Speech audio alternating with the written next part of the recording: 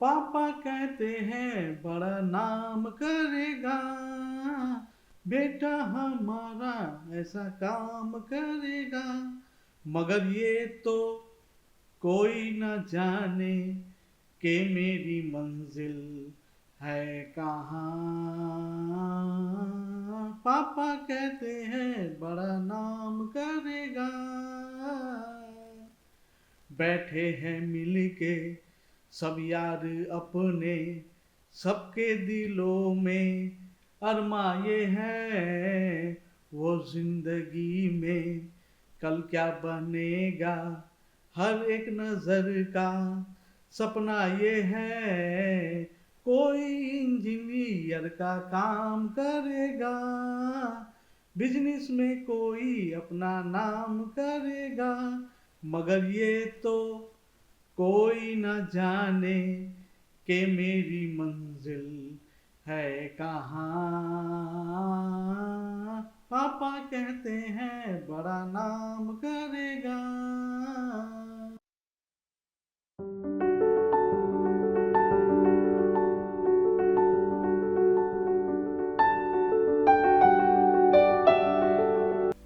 নমস্কার ফ্রেন্ডস, আর্টফুলাসের এই ছোট্ট সফরে আপনাদের দেখাতে পেরেছে কিছু বাংলার হেরিটেজ।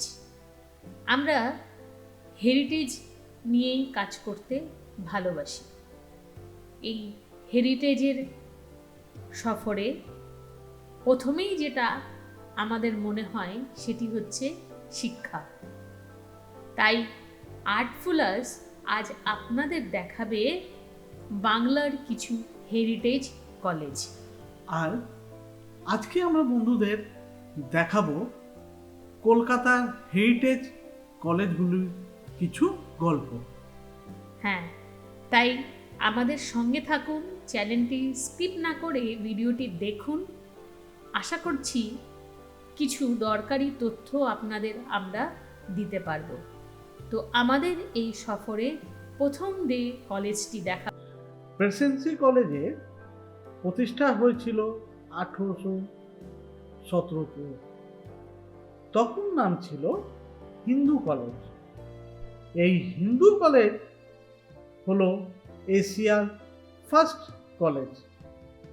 এই হিন্দু কলেজে তখন হিন্দু ছাত্রদের পড়ার অনুমতি ছিল। তারপরে অনেক সংগ্রামের পর আসলো 1855। তখন গিয়ে হিন্দু কলেজের নাম চেঞ্জ করে করা হলো প্রেসিডেন্সি কলেজ। সুযোগ পেল সব ধর্মের মানুষের এই এলিট ইনস্টিটিউশনে পড়ার সুযোগ। 1944-এ প্রথম মহিলাদের পড়ার সুযোগ করে দিল ঐতিহাসিক প্রেসিডেন্সি কলেজ। এরপরে 2010 সালে পশ্চিমবঙ্গ সরকারের একটি নিয়ম করে প্রেসিডেন্সি কলেজ চেঞ্জ হয়ে গেল প্রেসিডেন্সি ইউনিভার্সিটি।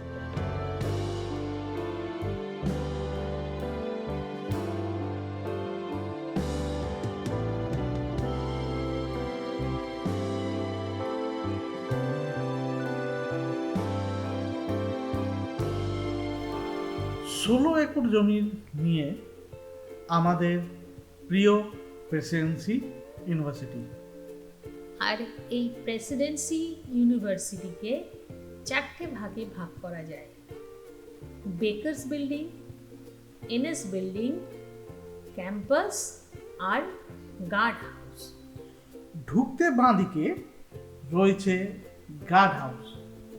এই গার্ড হাউসে ঢুকলেই একটি প্ল্যাকার্ড দেখা যায়, সেখানে লেখা আছে এই গার্ড হাউসটি ডেডিকেট করা হলো রাম ইকবাল সিং এর নামে, যে দরওয়ান ভাই প্রেসিডেন্সি কলেজকে বাঁচিয়েছিল রায়টের হাত থেকে। তার উদ্দেশ্যেই এই গার্ড হাউসটি।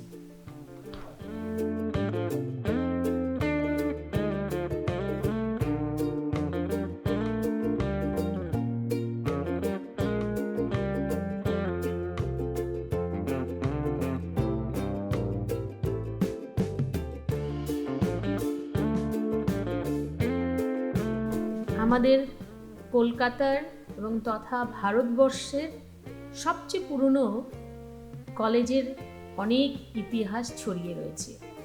শোনা যায় প্রেসিডেন্সি কলেজের ক্যাম্পাসের ভেতরে 20 ফিট নিচে একটি টানেল রয়েছে, যেখানে নাকি তখন অস্ত্র লুকিয়ে রাখা হতো। সেই টানেলটি এখনো একটা দিক খুঁজে পাওয়া গেছে।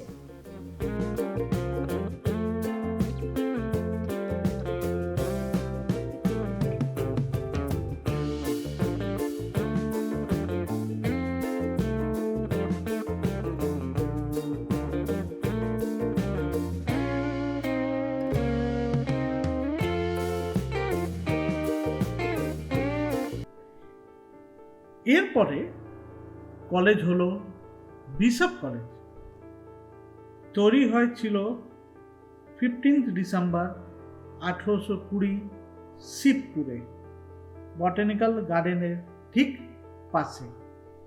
বিশপ কলেজ হচ্ছে ফার্স্ট অ্যাংলিকান কলেজ। তৈরি করেছিলেন বিশপ থমাস মিডলটন। আজকের যে বটানিক্যাল গার্ডেন যে জায়গায় রয়েছে তার ঠিক পাশেই, হুগলি রিভারের পাশেই রয়েছে। বিশপ কলেজ তৈরি হয়েছিল মেইনলি আর্টস আর সায়েন্স কলেজ হিসেবে, কিন্তু মেইন উদ্দেশ্য ছিল ইন্ডিয়ান ক্রিশ্চিয়ানদের প্রেস্টহুড, ক্যাটেস্ট আর teacher of Anglo Indian school, Christian college আর স্কুলে পড়ানোর জন্য ট্রেনিং দেওয়া।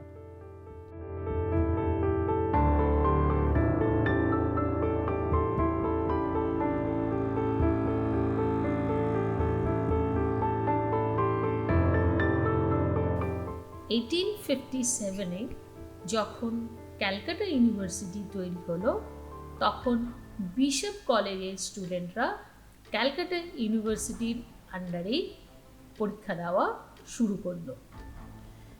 এরপর যখন হাওড়ার রেল চলাচল শুরু হলো, তখন কলেজ অথরিটি মনে করল কলেজকে কলকাতা শিফট করার কথা। আর শিবপুরের ক্যাম্পাস ট্রান্সফার হয়ে গেল গভর্নমেন্ট ইঞ্জিনিয়ারিং কলেজের জন্য, যে কলেজকে আমরা এখন চিনি শিবপুর বি কলেজের জন্য। আর বিশপ কলেজ তার পার্মানেন্ট অ্যাড্রেস বেগবাগানে পেয়ে গেল 1933-তে হলো বিশপ কলেজের পার্মানেন্ট বেগবাগান ক্যাম্পাস। তবে এর আগে কলেজটি ছিল 26 থিয়েটার রোডে। বিশপ কলেজ হচ্ছে একটি থিওলজিক্যাল কলেজ। এখানে ক্রিশ্চিয়ানিটি সম্বন্ধে পড়াশোনা করানো হয়। এবার আমরা চলে এসেছি বিশপ কলেজের গ্রাউন্ডে। আর এই গ্রাউন্ডে হোস্টেলে যত ছাত্ররা আছে তারা এই গ্রাউন্ডে খেলা করে বিকেলবেলা। তারপরে আমরা আস্তে আস্তে চললাম বিশপ কলেজের চার্চ দেখতে। আর চার্চে আমরা যাচ্ছি, চার্চের পাশেই আছে একটি বড় ঘন্টা। যখন যখন বিশপ কলেজ চেঞ্জ হয়েছে, কিন্তু এই ঘন্টাটা চেঞ্জ হয়নি। ঘন্টা আজও বিশপ কলেজের সাথে চলে আসছে 200 বছর দিয়ে। আর এই হলো সেই চার্চটি যেখানে জিজাস ক্রাইস্ট আজও বসে আছেন বিশপ হয়ে।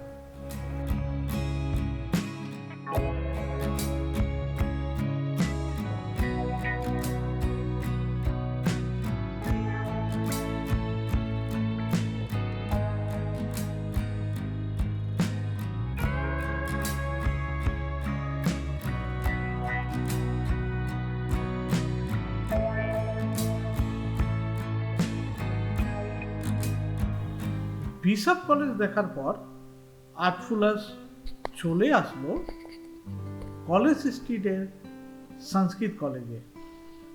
এই সংস্কৃত কলেজ তৈরি হয়েছিল 1824-এ। এই কলেজটি তৈরি করেছিলেন এইচ উইলসন। উনি মেজর রোল নিয়েছিলেন সংস্কৃত যাতে ব্রিটিশ অফিসিয়ালদের মধ্যে পপুলার হয়, তাই এই কলেজে তখন পড়ানো হতো এনশিয়েন্ট লিটারেচার, ফিলসফি, হিন্দু ল, গ্রামার, ইন্ডিয়ান কালচার, আর মেইন মোটিভ ছিল সংস্কৃতকে ব্রিটিশদের মধ্যে পপুলার করানো। তবে সংস্কৃত কলেজে তখন ইন্ডিয়ানদের মধ্যে খালি ব্রাহ্মণরাই এই কলেজে পড়তে পারত।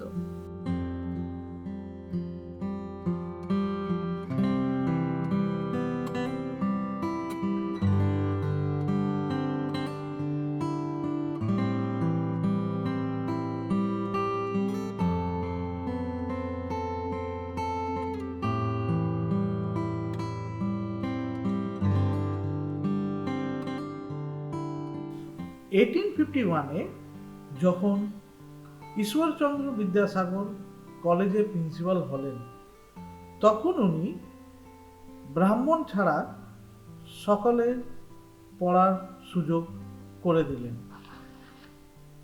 সংস্কৃত কলেজ প্রায় 200 বছর অতিক্রান্ত করে ফেলেছে। এখন সংস্কৃত কলেজ একটি ফুল ফ্লেজেড ইউনিভার্সিটি, সংস্কৃত ইউনিভার্সিটি বলা হয়।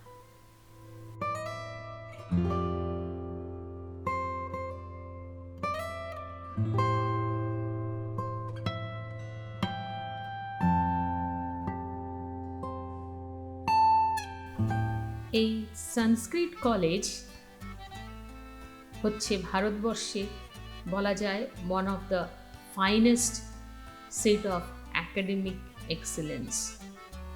এই কলেজেই eastern philosophy, Indian history, ancient Indian language, পালি, প্রাকৃত এই ভাষাগুলোকে পপুলার করার জন্য এবং তার যে কিছু পুঁথি রয়েছে সেগুলোকে উদ্ধার করে মানুষের কাছে নিয়ে আসার জন্য অনেক বড় অবদান আজকের সমাজে।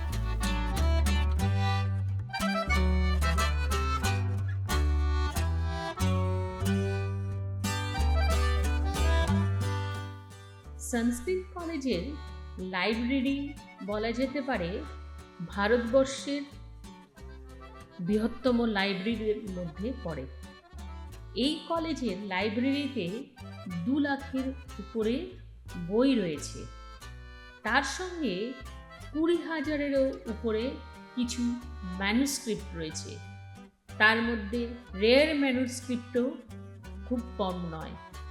সারা পৃথিবী জুড়ে যারা সংস্কৃত, পালি আর প্রাকৃত নিয়ে গবেষণা করছেন তারা আজও সংস্কৃত কলেজের লাইব্রেরিকে রেফারেন্স হিসেবে ব্যবহার করে। সংস্কৃত কলেজ দেখার পর আমরা চলে আসলাম স্কটিশ চার্চ কলেজ। এই কলেজ তৈরি হয়েছিল 1830-এ। তৈরি করেছিলেন রাজা রামমোহন রয় আর আলেকজান্ডার ডাফ। এই আলেকজান্ডার ডাফ ছিলেন একজন ইয়াং মিশনারি, যিনি general assembly of the church of Scotland এর অনুপ্রেরণায় একটি কলেজ করার ইচ্ছে প্রকাশ করেন, যেখানে ইংলিশে পড়াশোনা করানো হবে। আর তাকে পুরোপুরি সাপোর্ট করেছিলেন রাজা রামমোহন রয়।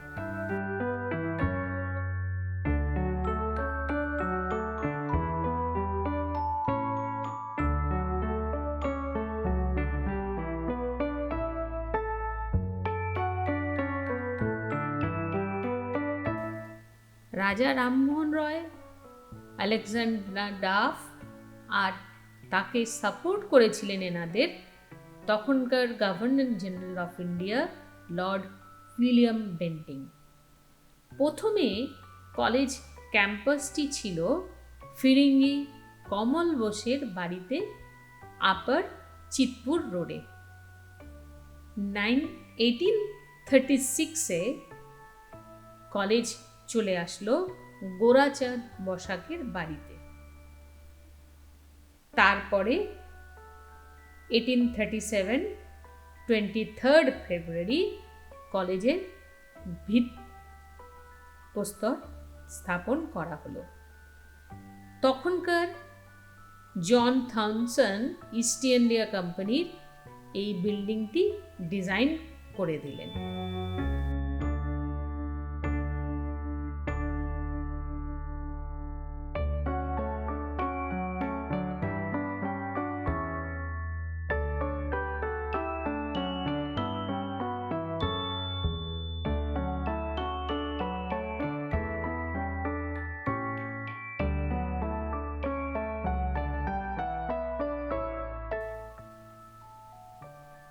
স্কটিশ চার্চ কলেজের প্রেজেন্ট যে বিল্ডিংটি আমরা দেখতে পাই, যে বড় বিল্ডিংটি, সেই বিল্ডিংটি কমপ্লিট হয়েছিল 1839-এ। কলেজ যখন প্রথম শুরু হয় তখন স্টুডেন্ট ছিল মোটে 5 জন, আর এই 5 জনকে নিয়ে এসেছিলেন রাজা রামমোহন রয়। তবে স্কটিশ চার্চ কলেজ প্রথম থেকেই কোয়েড ইনস্টিটিউশন, আর এখানে মেয়েদের পড়াশোনার জন্য অনেক রকম ব্যবস্থা তখনকার সময় করা হয়েছিল। এটি একটি মিশনারি দ্বারা পরিচালিত কলেজ।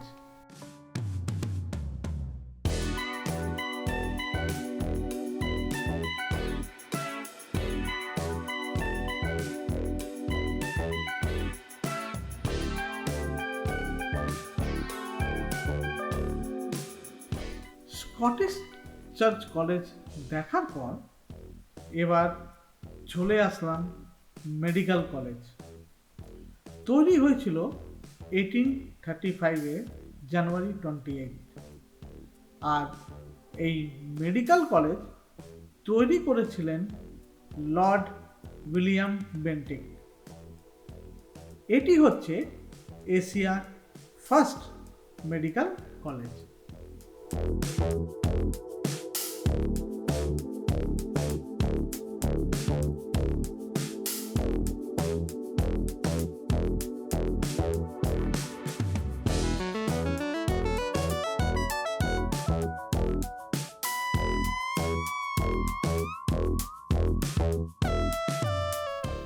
আমাদের এই কলকাতা মেডিকেল কলেজেই হয়েছিল এশিয়ার প্রথম হিউম্যান বডির ডিসেকশন। হিউম্যান বডির উপরে ডিসেকশন করেছিলেন 1836-এ Madhusudan Gupta. First dissection on human corpse done by Madhusudan Gupta in 1836। Medical কলেজের উপরে একটি টোটাল ভিডিও আর্টফুল হার্স বানিয়ে ফেলেছে। বন্ধুরা যারা এখনও দেখেননি তাদের রিকোয়েস্ট রইল ডেসক্রিপশনে গিয়ে এই ভিডিওটি দেখতে ভুলবেন না।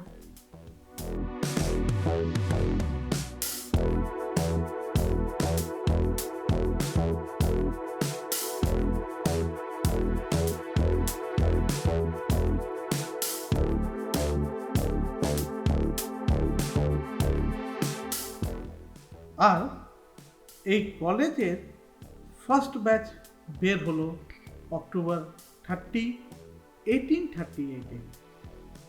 যারা মেডিসিন আর সার্জারি প্র্যাকটিস করা পারমিশন পেল।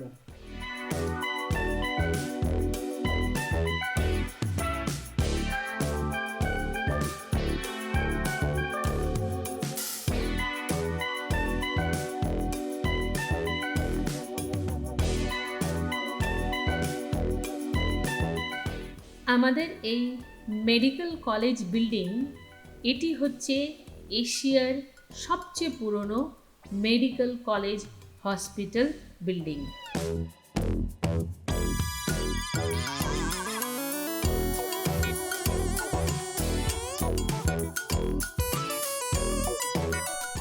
আমাদের মেডিকেল কলেজ অনেক ইতিহাসের সাক্ষী। এই এমসিএইচ বিল্ডিংয়ে হয়েছিল প্রথম ওয়েস্টার্ন মেডিসিনের উপরে লেকচার। ফার্স্ট লেকচার দেওয়া হয়েছিল কেমিস্ট্রিতে, ক্লিনিক্যাল সার্জারিতে আর হিউম্যান অ্যানাটমিতে। আমাদের মেডিকেল কলেজ তৈরি করার পেছনে তখনকার সময় পুরো সমাজ একসাথে মিলে সাপোর্ট করেছিল ইস্ট ইন্ডিয়া কোম্পানিকে। এই মেডিকেল কলেজ তৈরির পেছনে রামকমল সেন আর দ্বারকানাথ ঠাকুরের নাম না বললেই নয়। ওনারা স্টুডেন্টদের স্কলারশিপ দিতেন আর ভালো স্টুডেন্ট তাদের প্রাইজও দিতেন। কলকাতাবাসী হিসেবে আমাদের গর্বের জায়গা হচ্ছে এই মেডিকেল কলেজ অ্যান্ড হসপিটাল।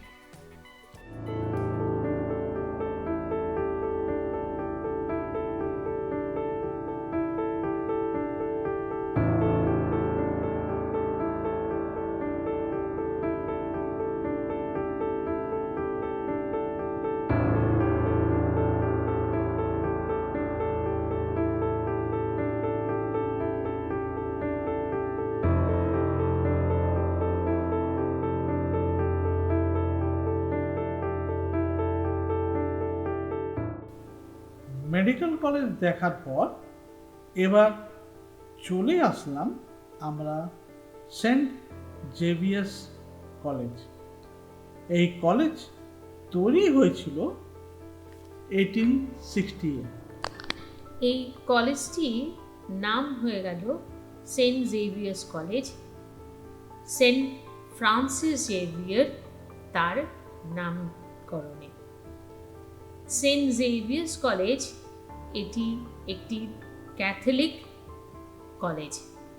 এই কলেজের ফান্ড এসেছিল 7 জন বেলজিয়াম সাধুর কাছ থেকে।